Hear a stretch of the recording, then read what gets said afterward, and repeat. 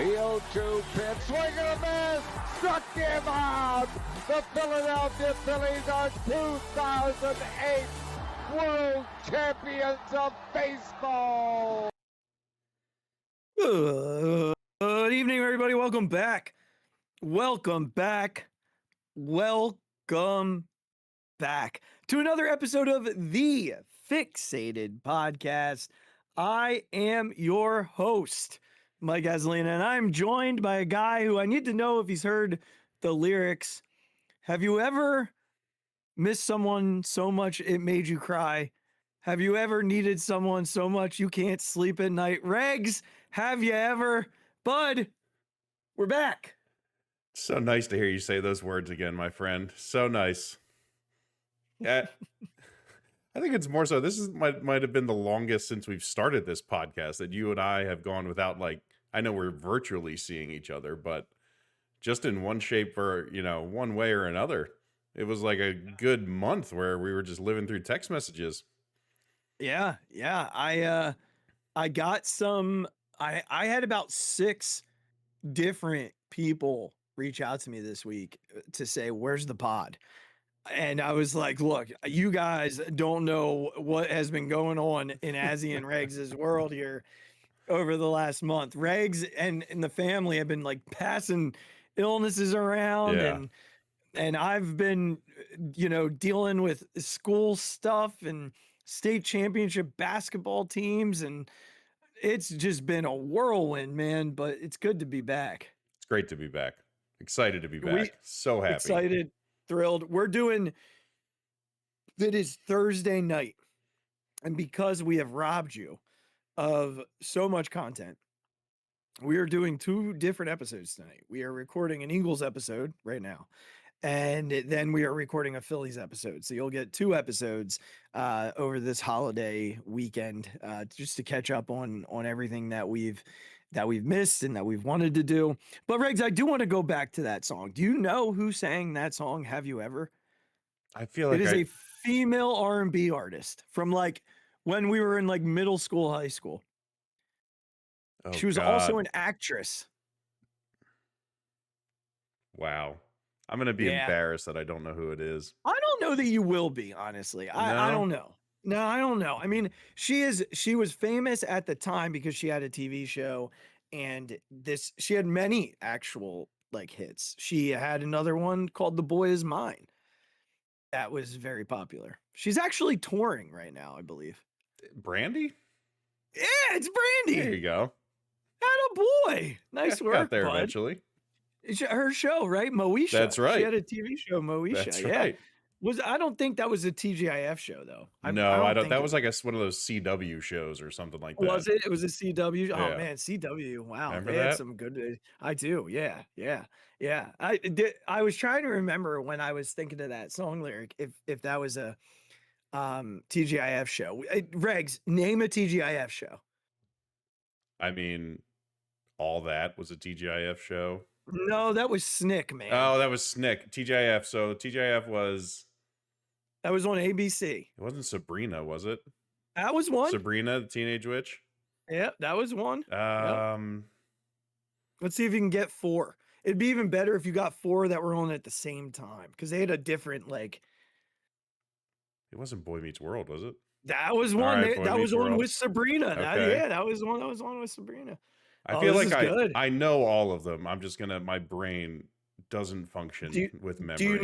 Do you need a hint? Yeah, for the next 2. All right. Well, we'll do one. I'll say a name of one of the actors or actresses. Suzanne Summers. Oh, Step by Step. Yeah. All right. You got a third. Now, I might be wrong on this, and there might be people who are gonna call us out. The other one was probably one of the longest running shows on TGIF, and had an odd next door neighbor. Family Matters? Mm-hmm. I'm pretty sure that was the 4th one for that group. There was a point where like Full House was on with Family Matters. Yeah. But I remember but like they moved Full House to like a different night. But I remember that specific group of 4 for whatever reason. Maybe that's because it it might have been my favorite group of four at the time. What a Man, great, what what a a great time group of four. it was. I mean, Boy Meets World, I actually rewatched recently. I was a huge Snick guy. Yeah. Oh my Well, God. all that. Are You Afraid of the Dark? Yep. I don't remember anything else. I Keenan mean, and Kel? eventually Keenan and Kel. Yep. Okay. Yep. Yeah. There were some good ones on there. Alex Mack. Loved me some Keenan and Kel. Loved it. That's right. Orange soda. Who wants more? I do. There was also, oh, I wanted to say, William Daniels, the guy who played Mr. Feeney, Oh, he turned 99 on March 31st. did he really? Good for him. Yeah. How about it? Good for How him. about it? Man, that'd be awesome to get to that point. Well, yeah, for sure. I mean, good Lord. It feels like Mr. Feeney would be a guy that would live That's to be very 99 true, though. though. That's very Right? true. Like that feels like the guy who would get there. Yeah. Oh man, so good to be back. Good to be back. I've missed you. I've missed this. I've missed us. I've missed all of it. I had to venture out solo. I don't like doing it. You did a good job. I missed my buddy. Thank you. That's very kind of you to say. You did a good job. Yeah, I'm so happy that we finally figured it out, and here we are. Yeah, here we are, and we're gonna get back on track. We got it. I'm not worried about it now. Just a weird time. All right, so Eagles wise, here's the plan. We're gonna go through all of the free agents that they signed in our lingering time away from one another. I've got my first mock draft. The draft is in 2 weeks. It is 2 weeks from tonight. That's crazy. April 16th is starts draft weekend in Pittsburgh this year. So I've got my first mock ready to go. And then because the calendar has turned to April 1st, and when that happens, there has to be an article written about an Eagles quarterback. So we will then venture to have that conversation, because heaven forbid we go in off season without an article about an Eagles quarterback from ESPN. So, Regz, let's start with the free agents. I'm going to run down the list. I'm going to do a brief thought on each, and at the end, I just want to know if there's anybody that intrigues you, anybody that you're really pleased with, and the whole gauntlet. So, Braden Mann is back. The punter who we have come to enjoy in Philadelphia. He has been very good for the Eagles in a variety of manner, since punter had been a long-standing issue for the organization. He's come in and stabilized the position. Johnny Munt, a blocking tight end, the type of tight end that they have really not placed a ton of value on over the course of the last few years. Stone Smart, another tight end that sort of fits that profile, although more of a depth signing, it appears at the moment. It's the way that it kind of feels. Staying in that position group, they're bringing back, well, at least for like a tryout type of thing, Grant Calcaterra. I don't think he's guaranteed a roster spot, but I think he's sort of a safety net for them from a receiving tight end standpoint. And the big one, Dallas Goedert is back. And I got to be honest with you, I was pleasantly surprised with Dallas Goedert being back, but I do believe that this was a necessary move. And the money and the years all make sense. It's not a difficult deal to get out of if they need to or want to. Moving to other pieces of the offense, they brought in running back Dameon Pierce, who is an intriguing signing. I don't know where he sort of fits. I think he's he's competing with Will Shipley, who is in his last year of his contract, so not guaranteed anything, really hasn't shown much.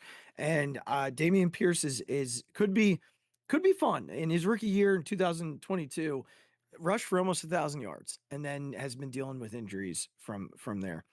Fred Johnson's back, Regz. We're excited about having that swing tackle back in house. That is something that I think the organization needed, and he's familiar. And I think that he sees himself in this role probably more so than as a starter. And there's value to this role. There's value to the swing tackle position. So glad to have him back. Then two receivers, Elijah Moore, AJ Brown's close friend, which is interesting, and Hollywood Brown, who I believe they are going to use as that field stretching type of wide receiver who had a nice little season last year in Kansas City, 49 receptions, almost 600 yards, and 5 touchdowns, which means I will place the curse on him when I say he will have 600 yards this year. On the defense side of the ball, not a whole lot. They did sign Arnold Ebiketie as an edge rusher. Had 6 sacks this last year, and I think that both in 23 and 24, I'm sorry, with the Falcons, and it's fine. It's sort of like what they did last year with like the Ojulari Uche signings, and the same thing with Joe Tryon-Shianka, former first-round pick. Sort of the same thing, going with upside rather than guarantee. And I think what their splashy move of the offseason was bringing in Reek Woolen to be opposite of Quinyon Mitchell. So going through all of that, typically we would have gone through all of this every week, but so be it. We just ran through their entire free agency in about 5 minutes. So Regz, anything stand out to you? Anything that jumps out to you, excites you, confuses you, that you just want to react to here? A few things. I think one, I'm excited for the potential of Reek Woolen and his size and athleticism. There's obviously flaws, which is why he was available, and coming off a Super Bowl winning defense. Everyone's talked about it. It is what it is, but the potential, if he decides that this is kind of his, hey, I'm going to show everybody that I can do this, be a professional, and like go out there, do my job, be willing to, maybe tackle more than I used to, keep my head on straight more than I used to, all those things. I think that potential is really great. And I think I'm hopeful that he's ready to sort of get there. So we'll see. But I love his size and his athleticism. It's crazy. And putting him, out there with Coop and Q is going to be really exciting. Anything else? Like I'm still a little disappointed by the DM stuff. That room still is thin and there's really nobody at the top leading it. We all like Nolan. We all, oh my God, why am I forgetting his name? Alex. Thank you. Yeah, I knew where you were going. I got you. Why? Like, haven't missed a beat, baby. We all like Jalix, right? We all like Nolan Smith. We think they're good, maybe number 2s and number 3s, but this group still doesn't have a 1 in it. And it still like is missing that top end, gotta go get you, a sack kind of guy. And I think the offensive stuff has all been just fine. I think bringing Dallas back was a big deal, obviously from the dead money perspective. I thought the number was reasonable, kind of like you said. And I'm happy that he's here to be a familiar guy to help figure out this new offense. And I think that can only be a positive thing. I'd like to see him get back to his, maybe a year or 2 blocking abilities. Cause like by all accounts last year, he just kind of said, screw it. I'm not doing that. I'm not. Maybe it was his own little form of protest, for how the contract stuff had been going with him. But he, at one point was a very good blocking tight end. And last year he just was not. He just decided he wasn't going to do it. So hopefully he's back to his old ways, being out there and being good at it. Yeah, and then I think everything else is like, okay, sure. They made some, depth moves. They signed some people. We'll see how it goes. So I think that's where we're at. What do you think about it? You've been the one who's, hasn't been on here to be able to talk about all this stuff. Yeah. I also didn't mention that they brought back Marcus Epps and signed TJ Gregg. Yes. Safety depth as well. And so, when I think about it on both sides, right? What were the major holes when you really consider this team, what were the major holes? And we would say edge rusher is probably number one. Yeah. You know, the cornerback 2 spot was always going to kind of be a concern spot, and they filled that, at least from our vantage point. They filled that. Safety, they don't really have much there at all. Yeah. You know, once Reed left, although the Epps and Gray signings actually lead me to believe that Michael Carter, who's also back, I didn't mention him, could be competing for that safety spot too, which is fine. And so edge is the place where I'm most concerned. I don't differ from you there. However, we know Howie's stance. They don't play a game tomorrow. The offseason isn't over until the day they play their first game. So they can still address it in other ways on before the season starts, within the draft, trades, training camp. Like, there's still ways to address it. That being said, it wouldn't be crazy if they just waited and did the same thing that they did this year, which is make a trade in season for a guy. So we'll say, offensively, I'm not. I'm happy with what they did because they didn't need a whole lot. All the AJ Brown noise aside, there seems to be a lot more tilting in favor of him being traded at this point for whatever reason. At least from a media perspective, I'm not saying that like there's clues coming from within the organization. I'm saying that everything I read or I hear sort of tilts to he's not going to be an Eagle. And I'm not here to say whether or not I agree with it. I think we've made our stances clear on that. But, you know, I don't believe that the Dallas Goedert signing had anything to do with it. I think they wanted him back no matter what. You know, the Hollywood Brown signing, they needed to replace Jahan Dotson, so that made sense. You know, the one that really jumped out to me was Elijah Moore. You know, you bring in the guy's best friend, essentially. Elijah Moore hasn't done much. He hasn't really, you know, give me goosebumps in any way. Yeah. So you know, what is he here for? I don't know. There's still the roster is still very good. Sean Mannion with the talent that they have offensively is going to be fun. And I heard something interesting the other day, and I can't tell you where I heard it, Regz, and it's going to drive me nuts. But we talked so much about, oh, what toll is the greatest rushing season of all time going to have on Saquon Barkley, that we didn't necessarily understand the toll it was going to take on the offensive line. And so when you think about what was the weakest spot on this team in 2025, it was the offensive line. And it was mostly because they were just banged up. So, you know, they're all back, hopefully healthy, all the stem cell stuff that they got done and all that craziness.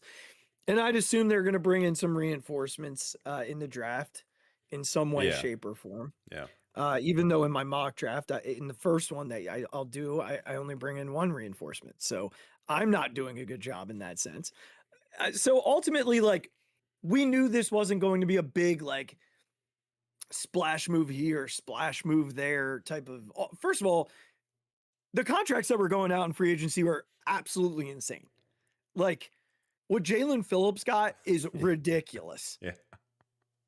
It's ridiculous. Yeah. Reed Blankenship, who we love on this show, I'm not touching that money. I'm not touching it. Like, and good for them that they got it, and good for Nakobe. Like, good for those guys. I'm not bitter that they left. I was a little bitter with Reed's, like, you know, it was the first time I felt wanted in my career. My guy, we love you in Philly. Yeah, like, that was a little. Yeah, I didn't really get that. It was a weird comment, and I don't want to trash him for it because I still love Reed, but that was just weird to me. Like, when did we not give you the impression we didn't want you? Like, I mean, we gave you a podcast in the city for crying out loud. I was preaching about you before the draft, bud. Like you know, anyway. So I think we had tempered expectations for free agency anyway. And, Howie does a good job with those sort of he takes a lot of low risk moves and it tends to hit more often than not high reward wise. So we'll see. I think for me, the off season at this point is just a B minus C, because what else could it be? That no flashy moves. Yeah. The draft will weigh into that, right? So Yeah. we'll see. Yeah. We'll see. All right. Speaking of the draft, you ready? I'm ready.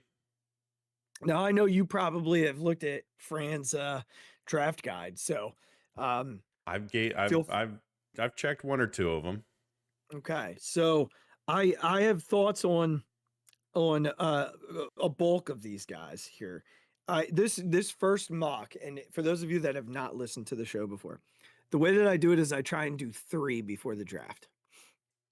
I do one where I make no trades, which is absolutely not accurate because Howie makes 1,000 draft day trades. Then I do one where I make trades. And then I do one that is so unbelievably unrealistic that it'd be a miracle if it happened, right? So this first one, the most realistic one is next week. So you got to tune in for that. This first one, I picked 23, although it didn't feel realistic. I took offensive tackle from Utah, Spencer Fanu. I don't think he's going to be there at 23. Yeah. Like every mock has him going in like the top 15. No. Yeah. Yeah. Mm-hmm. That would be amazing. I mean, that would be, yeah, right. We'll take it for sure. He's a top 2 or 3 lineman in the draft. Like that would be fantastic. Also that was sitting there, and I don't have his name written down, so I apologize. The guard from Penn State was sitting there at that point. But I was more concerned with getting the Eagles a tackle for Lane, than a guard at this point for Tyler or Landon. So, okay. With the 54th pick, I have them taking A.J. Halsey, the safety from LSU. This is a position that I do believe they're going to target because they just don't have anything there right now. Like it's just a bunch of not unproven guys or like 1-year veteran prove it type guys. So it's Andrew Makuba, who we don't know anything about. Yeah. Marcus Epps, who was good for us last year, but was basically just cast off out of New England. TJ Gray, who okay. And Michael Carter, who's not really a safety. Yeah. So they are going to have to target. Halsey's super athletic. He's long. I mean, played at a premier school. So like the pedigree is there. We'll see. I mean, I wouldn't hate it. I don't know that I'd love it at 54 with all the other needs, but he was easily the best player available because he, on the website that I use, he's like a top 35 player. So he had fallen all the way to 54. Just made too much sense. All right. At 68, wide receiver out of USC, Jacoby Lane. This kid is real fun. I mean, he would be really, really intriguing to watch in a Mannion offense because of all the things he can do. USC lined him up all over the field. When they played Notre Dame, Notre Dame had to move their best corner into every different position on the field. He was like just shadowing Lane the entire game. And Leonard Moore said after the game that he was exhausted from having to follow him from the slot. At one point they lined him up like in a tight end formation, and Moore had to basically play like a linebacker type of spot. He can just be used in so many ways. The motion, jet sweep, backfield. He's such a chess piece. Love him. And he catches everything. All right. But the USC receiver thing always scares me. Just keep that in mind. All right. Number 98 out of Purdue, tight end Eli Stowers. Now, depending on who you look at, who you read, what draft guides you follow, he's anywhere from like the second best tight end to the fourth best tight end. He does a little bit of everything. He can catch. He's one of the best blockers in the draft. So from that perspective, when you look at what I did in the first 4 rounds, I basically hit all of their top needs: offensive line, wide receiver, tight end, safety. The only one I didn't hit was edge, which I take with their 5th pick. From Michigan at number 114, Derek Moore. Defensive line out of Michigan has a pretty good lineage. So it's a spot that you can, dream on a little bit. And so Derek Moore, a little bit undersized for an edge. I think it sort of plays like in that Brandon Graham mold, but that's sort of how Michigan does their defensive line. So, but a fun pick there. I think, at 114, it's a nice spot. Yeah. 128, another safety out of Penn State, Zakee Wheatley. Now this dude could have been much higher. He had an injury issue at Penn State. So I think getting him to kind of fill up that room a little bit more with some youth is important. He's a ball hawk. He can play the run, sort of a fun chess piece to use because of his versatility. So Zakee Wheatley at 128. All right, I do it every year. It never fails. And you'll see the theme as we go through all 3 drafts. At 153, wide receiver out of Notre Dame, Malachi Fields. At some point, Regz, they're going to do it. He's a big body wide receiver. He's a 50-50 behemoth. He's got great hands, catches pretty much everything you put on him. I think it would be a really nice fit. He'd be an interesting project. I wouldn't call him an elite route runner, but he can get open downfield. He wins with size. He's aggressive at the point of attack on the football. He can go up in high point balls. I would love to have him. Then we have to convince them to draft Notre Dame safeties because they don't like doing that either. There's going to be another one in like 2 years. Tay Johnson. All right. Oh man. Well, we'll need one again because God knows. Yeah. And then I round out with 2 more positional repeats. It's interesting because 68, 98, 114, I went wide receiver, tight end, edge. 153, 178, 197, I went wide receiver, tight end, edge. So 178, Sam Roush, tight end out of Stanford, blocking tight end. Figured, why not? Younger blocking tight end. See if you can, give him a couple years on the practice squad and see what happens. And then 197, Vincent Anthony Jr., edge out of Duke. More of a project, sort of like they did with Roland Smith in last year's draft on upside. So that's where we went in this first draft. What'd you like? What'd you dislike? I mean, I like the O-line right off the bat. I think it's what they need to do. I think it's going to be really interesting how their O-line picks go for the next few years, given that Stoutland is no longer there. And despite how everyone talks about how good of a coach he was, I think, and it's been brought up before, again, not breaking, any news here, but he was just as good as a talent evaluator, right? As an evaluator of these guys through the draft process or through free agency or whatever it might be. He could tell you if I can work with this guy or I can't, right? Or he just doesn't have it. So it's going to be really interesting given how much this team has built a philosophy of, just consistently churning out really, really good O-lines. Despite whatever else might be going on around them, this Eagles team has consistently been able to put out really good offensive lines. So without Stout now, how does that go, right? How is their evaluation process? How do these guys develop? All those things are a big question mark now where they really weren't in for the past decade plus. This wasn't a question. It was if Stout picked him and Stout has his hands on him, we think he will meet his potential. Not everyone had the potential, right, to be a Lane Johnson or a Jordan Mailata, but if their potential was to be a serviceable starter, then Stout would get them there. If their potential was to be a really good backup, then Stout would get them there. If their potential was to be a Hall of Famer, then Stout would get them there. So it's going to be really interesting how these next couple of years of O-line picks turn out and what these guys turn into. Because with Stout, you pretty much assume that there was a pretty high floor, regardless of who they were picking. And now it's like, well, we think, right? We hope. It's not a no. We don't know anymore. It's not a guarantee anymore. So it's going to be very interesting how they start to retool this offensive line with the questions about the injuries to the interior guys, with Lane obviously getting up there in age, with, Jordan hopefully still being okay for quite a while. It's just gonna be interesting.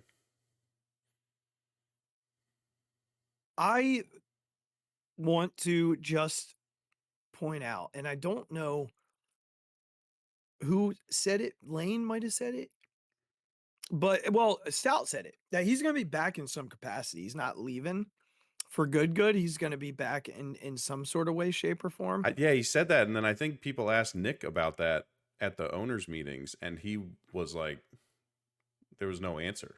Like, I think even Laurie didn't have a good answer for what his capacity might be. So, like, look, I'm not saying I don't want it to happen. Don't get me wrong, but right. And I think even Stoutland said on the podcast, I think he went on Nick Foles' podcast, right? Yeah. Mm-hmm. I think even he said, he's like, well, there's nothing right now. He's like, I don't know, maybe, but as of right now, it's nothing. Yeah. I think he wants, I think what I heard was he wants to be back, and be part of it. I think a guy who spends, 14 years with an organization, longer than that, like 15, 16 years with an organization, it's hard to, he came with Chip. So it's the only good thing Chip brought us. But it's hard to leave that, right? So we'll see. Yeah. We'll see. We'll keep an eye. But I think for me that first mock, the thing that excited me most was the type of receivers I was able to get, because if AJ is truly gone, they need to replenish that position a little bit. It's a big deal. I do love Devontae, but they're gonna need some other stuff, especially in the style of offense they're trying to run. So, okay. Speaking of the offense, here we are. We turn the calendar into April, right? Baseball season in full swing. We got the draft on the way, but the only other thing we can count on when it turns to April is an article about Jalen Hurts surfacing from the depths. And look, I get it. I'm not going to discredit any writers. They do their research, and he specifically does his research. He's one of the best writers for that platform. So I'm not here to disparage him as a reporter or anything like that. What I am going to say is anonymous sources are a freaking joke, and you're not anonymous, Kevin. It's not anonymous. Like, we know who it is. Like, we know it's you. And we're like, I will always feel badly about the way that you were treated by a group of fans. What they did to you is never going to be okay. However, what you're doing to disparage someone else as an anonymous source is also not okay. Like, not everybody loves Jalen and the way that he carries himself, and you don't have to, and that's fine. But this is who Jalen Hurts is. Like, it has never changed. Whether they win or lose, Jalen Hurts is Jalen Hurts. The face doesn't change. The only time the guy has smiled is when he held the Lombardi. It's the only time he has smiled. He does not smile otherwise. Also, whenever he was gassed up after he hurt his knee in the NFC divisional round, he also smiled then. But otherwise, he does not. It's just not who he is. And that doesn't mean he's a jerk. It doesn't mean that he's full of himself. It just means he's a competitor. I can't imagine, because what the article essentially says is that he's difficult to coach, which has been a narrative about Jalen for quite some time. But I have a really hard time imagining that the son of a coach who played for Nick Saban, a man who calls Jalen one of the best players he's ever coached, is difficult to coach. Like, just because a guy asks the question why, which the article points out, right? He's always wondering why. He pushes back. I think that just makes him more valuable. Since when do we just want quarterbacks to be like yes men? Like I really doubt that Joe Burrow is out there saying do whatever you want. Like, I'm sure Pat Mahomes has his voice in the way things work. And offensive coordinators work with those guys and what they're able to do. Now, those guys can do a whole lot more than Jalen. And I'm not trying to, like, it's comparing apples and oranges. However, the most successful offensive coordinators take the skill set of their quarterback and use it to their advantage. They don't try and force a square peg into a round hole. There's a reason why Shane Steichen and Kellen Moore have head coaching jobs. And Kevin Patullo is searching for any job. Two of those guys took what Jalen can do and built an offense around that. The other set an NFL record for hitch routes. So, look, I feel like there's other quarterbacks around the league that maybe could just have a little more scrutiny than they do in comparison to Jalen. I'm not going to go ahead and list them all, but there are plenty of others who maybe there could be an article or two about. I'm really tired of the Eagles organization letting this happen to the franchise quarterback year after year after year. Every year, Regz, there's an anonymous source that comes out and talks about the Eagles franchise quarterback. And it's like, you want to say something, put your name on it. Put your name on it. Because we know that the anonymous source was in the huddle for the last play of the playoff game. And there were four knowns in that huddle. Right? So here are your possible anonymous sources. Nick Sirianni. Not happening. No. Yeah. Jalen Hurts, not going to say about himself. Right? Then there's Tanner McKee. I guess his motive is I could get a job if we get rid of Jalen, but doubtful. Yeah, I don't think so. And then the offensive coordinator, who even Nick Sirianni looked at like he had 12 heads as he was reading off the play. Like, and then there are three guys standing there with headsets on that I doubt have any, ill will. I don't know, man. Am I crazy? Like, what is am I overdoing this here? Is this deserved? Where do you stand? I don't know about deserved. I think I would stop before I got there. I think, to your point about the articles that seem to come out, I think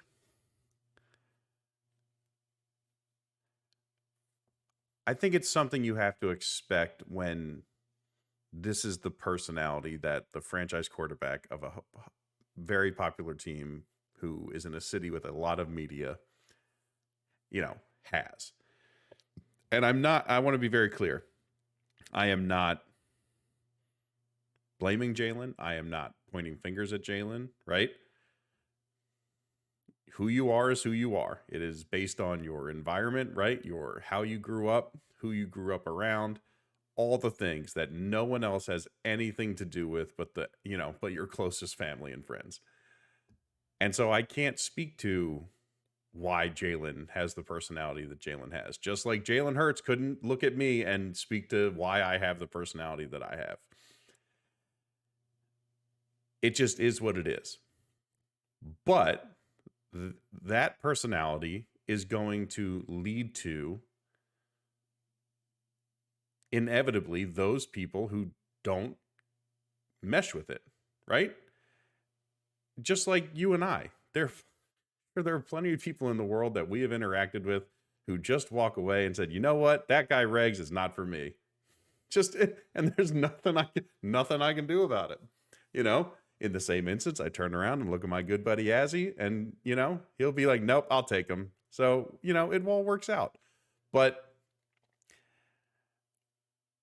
when you are a quarterback, right, in the NFL for a popular franchise who has now won a Super Bowl and is a Super Bowl MVP and have flaws, just like you said, we will not deny the fact that Jalen Hurts as a quarterback, right, has flaws.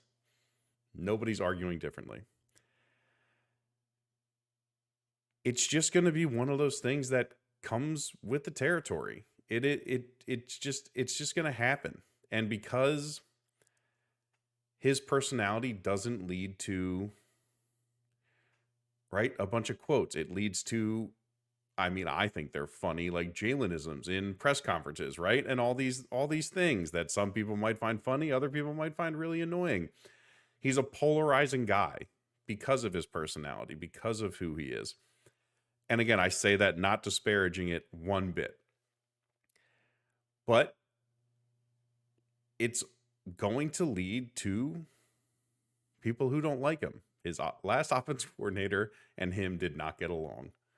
I can only imagine what those conversations were like, when Jalen got into why this, why that, why are we doing this? And clearly Patullo did not have answers. He didn't. I don't think his head coach did either, but that's a different conversation for a different day.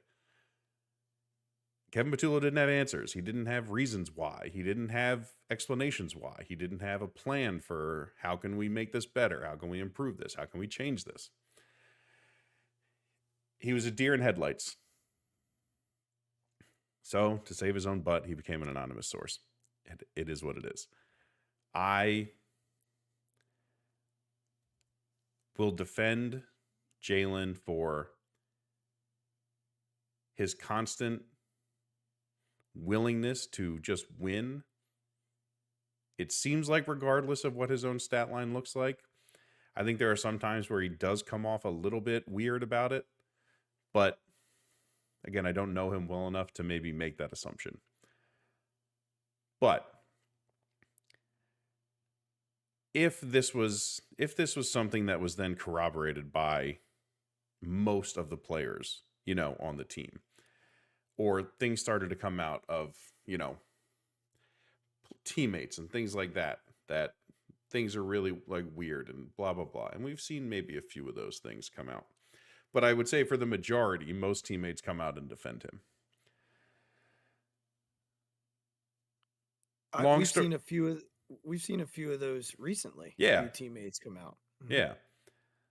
Long story short, he's an odd guy. He's a unique personality. He has turned that into what you might call like a crazy career, as already winning a Super Bowl, leading his team to another, and, being the best player in the most important games. It's been a great accomplishment for him. And it's whatever else you might want to say about him, he has willed himself to it, right? He himself has put in the work and all the things that have led him to this. And it's led our football franchise to a Super Bowl.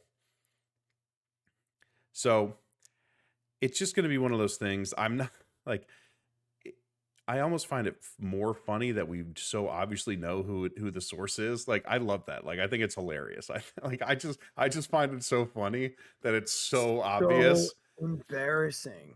Yeah, it's but for them, right? I'm not embarrassed for anybody else. It's just, I don't know. I'm gonna take it as that. I'm gonna take it as it's really funny that it's so obvious it's Patullo. And listen, the rest of Jalen's career, we will see how it goes. But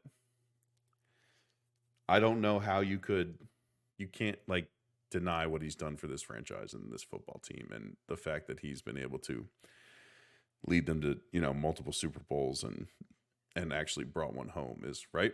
Like, look, like we're going to talk about it soon, but like, look at what this Phillies core has done. You know what I mean? Like, Jalen did it. Yep. We love Bryce Harper and Kyle Schwarber and Zach Wheeler and all those guys. We love them. Mm-hmm. They haven't brought it home. Jalen brought it home. And in the biggest moments has been the best player on the field. And that's who he is. Yeah, shy of 1.5 wearing red in those games. Yep. Right. And in the first one probably was right there with him if the defense did anything. Look, I'm going to say two more things and then we'll wrap this episode.